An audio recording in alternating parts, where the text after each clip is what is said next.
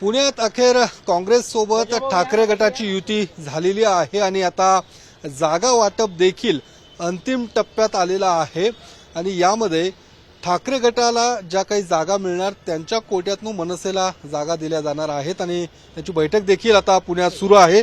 सचिन अहिर ठाकरे गटाचे नेते आपल्या सोबत आहेत। नेमकं काय ठरलंय आता जागा वाटपाचा नेमका फॉर्म्युला कसा असणार आहे? एक गोष्ट तर ही नक्कीच ठरलेली आहे की जे सत्ताधाऱ्यांचा हा जो प्रयत्न होता की विरोधी पक्षच राहता कामा नये आणि 165 जागापैकी 50-60% जागा खाली जायला पाहिजे, त्याला उत्तर देण्यासाठी आम्ही दोन्ही काँग्रेस पक्ष आणि आम्ही एकत्र येऊन 165 जागेवरती आम्ही उमेदवार देणार, हे पहिला आमचं ठरलेलं आहे।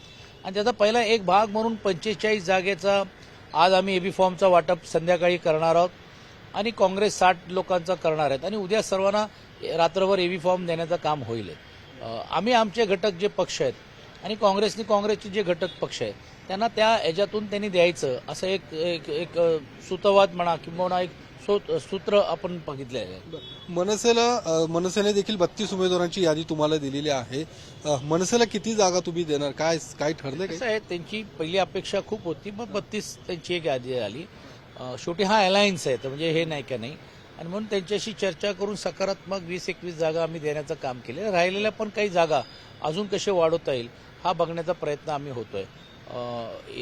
त्यातून जे इतर जे आमचे आरपीआयवर अर्जुन डांगलेजींचे त्यांच्यातले काही लोक आलेले आहेत त्यांनाही देखील कसं अकोमोडेट करता येईल हा बघण्याचा प्रयत्न होतोय। वंचितला जागा काँग्रेसकडून काँग्रेसच्या कोट्यात काँग्रेसनी वंचितला द्यायची आहे। राष्ट्रीय समाजवादी पक्ष असं ज्याला आरएसपी म्हणतो आपण, महादेव जानकरजींचा पण पक्ष आहे, तेही देखील आपल्याबरोबर यायला तयार आहे, ते देखील काँग्रेसच्या याच्यातून जाणार आहे।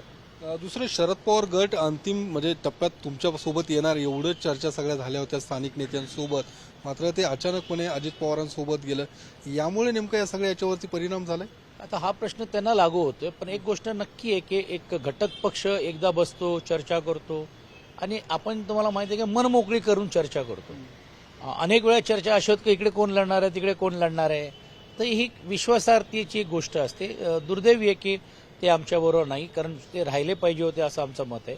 पण दुर्दैव दुसऱ्या गोष्टीचं असं आहे की भारतीय जनता पार्टीची बी टीम ऑपोजिशनची स्पेस घालवण्यासाठी ही राष्ट्रवादी काँग्रेस पार्टी आहे का, असा एक प्रश्न ज्यावेळी निर्माण होतो। कुठली पण म्हणजे अजितदादांची पवारांची राष्ट्रवादी? अजितदादांचीच, कारण तुम्ही बघा माननीय मुख्यमंत्री काय बोलले पहिल्यांदा मिळेल किंवा ज्यावेळी पुण्याला लढणार आहे का, आम्ही काय मूर्ख आहोत का ऑपोजिशनना स्पेस देण्यासाठी आम्ही वेगळे लढणार, हे त्यांनीच मान्य केलं, मी नाही। तुम्ही स्टेटमेंट काढून घेऊन त्यांची बाईट कृपया करून दाखवा।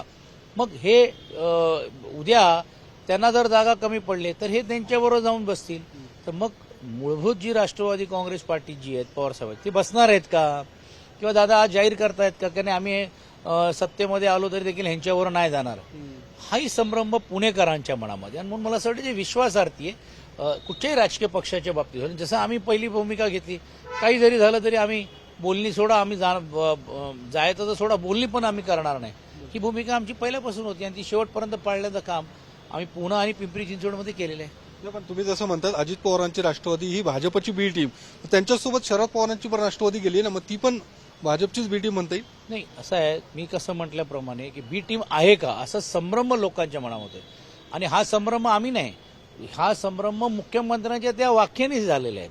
आता हे आणि मी पहिला अगोदर केलं विश्वासार्थी, या विश्वासार्थीने ज्यावेळी तुम्ही लोकांच्या समोर जाणार आहात तर मग नेमकं काय होणार आहे, असं एक जे संभ्रम जे होतं त्यात या तुतारी असलेली राष्ट्रवादी पवारसाहेबांची राष्ट्रवादी ह्यांनी त्यांना साथ दिल्यानंतर तो त्यांच्यावरती पण देखील लागू होऊ नये अशी अपेक्षा स्वाभाविक आहे। महाविकास आघाडीचे घटक आहेत आणि असं नाही का नाही, ते आज पुण्यामध्ये जरी आमच्याबरोबर नसतील तर बाकीच्या जिल्ह्यांमध्ये ते आमच्याबरोबर आहेत।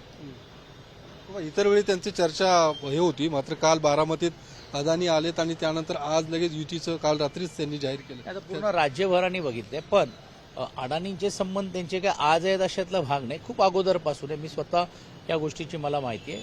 अर्थात त्याची राजकीय तुलना होऊ शकत नाही, पण टायमिंग ज्याला म्हणतो राजकारणात अनेक गोष्टी बोलते ना, बिटवीन द लाईन्स ज्याला म्हणतो, हा तर नकारता येणार नाही। धन्यवाद। तर सचिन अहिर होते ज्यांनी या सगळ्या संदर्भात भूमिका मांडलेली आहे आणि आता काँग्रेस आणि ठाकरे गटाची युती स्पष्ट झाली, मनसे आता त्यांच्या कोट्यातनं जागा दिल्या जाणार आहेत। कॅमेरामन विकीसह मी योगेश बोरसे, TV9 मराठी, पुणे.